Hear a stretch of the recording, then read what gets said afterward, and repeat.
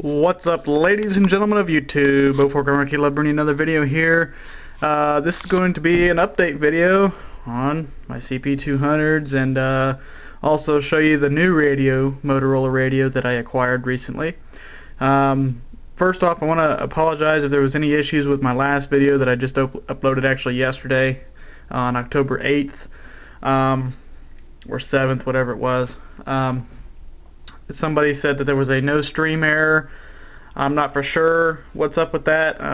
I can view it just fine from my phone and from my laptop and everything. I'm not having issues with it. I've seen that it's gotten a few more views since that comment was posted, so I don't know what's up with that. So just kind of keep in touch with me and let me know if it still does it, and I'll try and see what I can do to fix it. But let's go ahead and get started without further ado, and I'll kind of go over some of my radios here. This is it. These are my CP200s. If nobody's seen them before, you can check out my one video that I've got on there, which is actually kind of crappy, I think. I'm going to try and make a new video, but this is it. It's just a 4-channel UHF CP200 radio. I actually got these used, but as you can tell, I mean, there's really no signs of wear on these things. I mean, they're almost brand new, and they do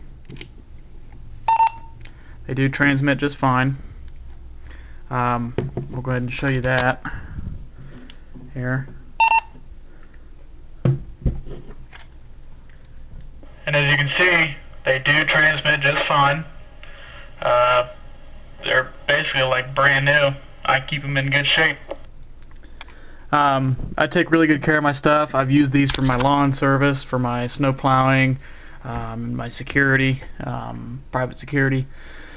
So I mean, but I take good care of my equipment, and anybody that messes up my equipment, they get reamed for it, because I take care of my stuff. I want this stuff to last for a long time. I'm actually looking into getting the new CP200Ds, the digital ones. You know, I've always loved the CP family of radios. They got great power, great features at a pretty good price. You don't have to pay $1,000 for one of those big old XTS 5000s. So I'm looking into getting some of those Ds. Not for sure when, and not for sure if I even will. But just stay in touch, and I'll be looking at getting some of those, possibly. Now, if you haven't noticed already, there's a new little guy sitting right back there that you may not have noticed before, and he's got a display. So let's pull him out and take a look and see what he is. All right, looking here, we got a Motorola PR400. I actually bought this out of compulsion, really. I mean, I don't use it for my business yet, because I'm either looking into getting some more of these, or the CP200D, or a CP200 XLS. I'm not for sure what, but so far this guy's working pretty good for me. This is the 32-channel partial keypad, and it works good. It's got the green backlit display, and you got your channel names. It's kind of hard to see, but it actually has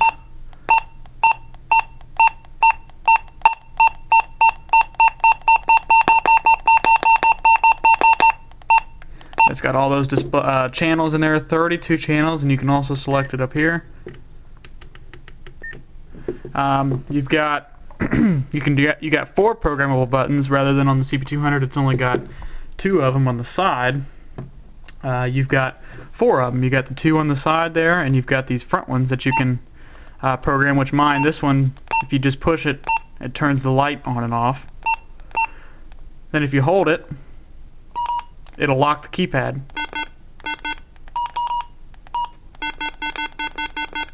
So you can't do anything. And then you hold it again, it'll unlock it, and you can turn the light off. Then you got, it's hard to see, but that's high power, and that's low power. Double beep indicates high power, so I can change the power output of the radio for battery saving and stuff like that. Then if you hold this button, it'll do the volume set tone, so you can tell how loud the radio is going to be. And I'm actually going to set the camera down to show you. So you just hold the button,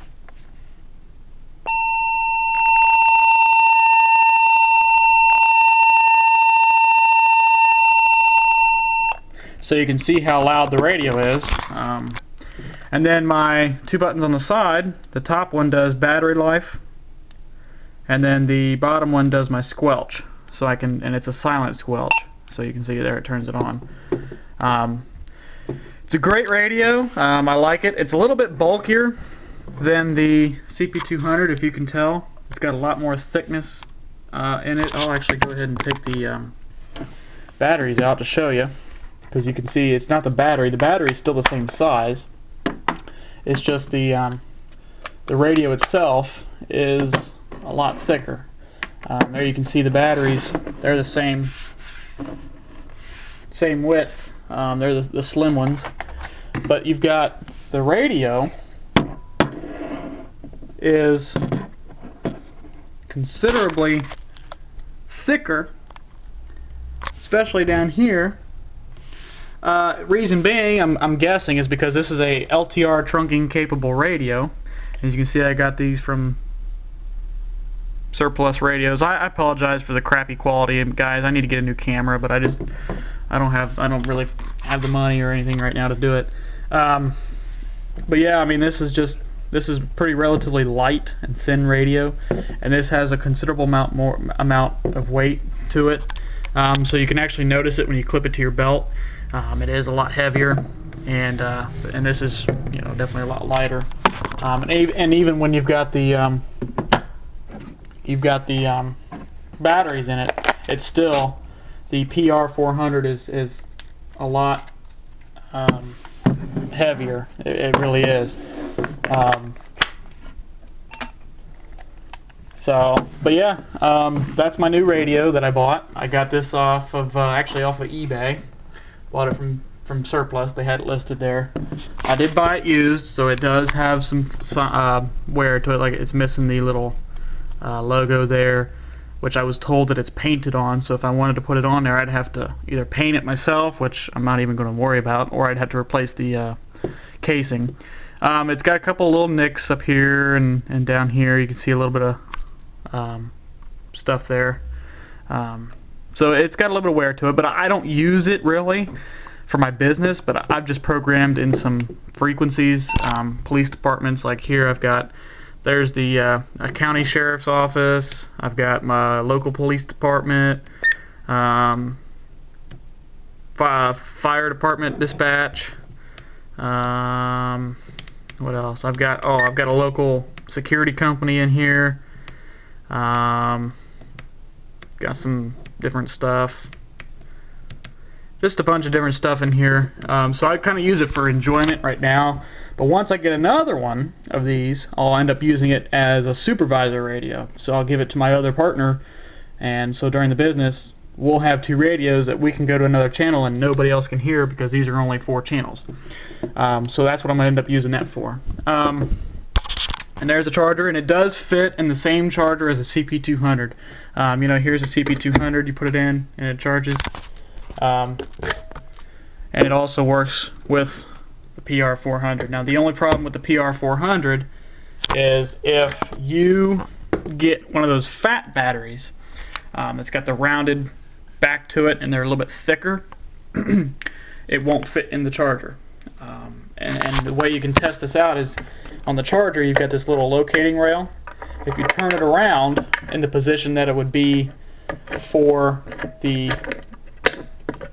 fat batteries, and you try to put the radio in, it's not gonna go in. So you have to get a bigger charger. I'm sure they make chargers actually specifically for that. I'm sure, but I don't have fat batteries. I usually just have the slim ones. But yeah, I mean, these are my radios. I recently acquired some new antennas too. This one's new. That one's new. That one back there is new, and then the rest of them are used. That guy back there, you can see he's kind of bent a little bit, and then these guys are all used. But that's about it, guys. I mean, just an update video. They are all functioning. Actually, one thing I did want to just remembered I wanted to talk to you guys about. Maybe somebody can help me out here, because I'm completely oblivious to why. But you might have noticed that this guy doesn't have anything on him. Doesn't have a battery, doesn't have an antenna, doesn't have nothing. Well, the reason being is it's not currently operable.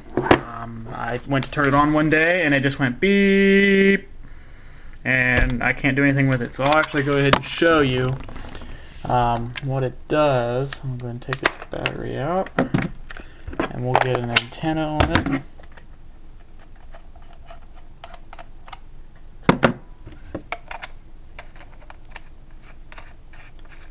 Put an antenna on here. Okay, so now we got it all hooked up. We go to turn it on. It just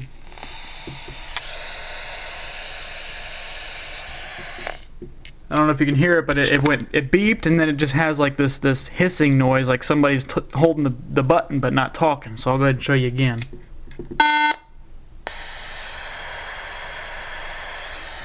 And when I try to talk,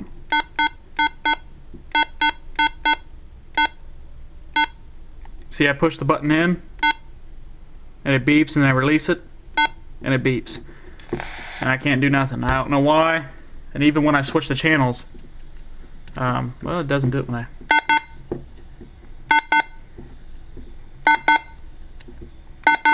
I mean, it won't. I can't do anything.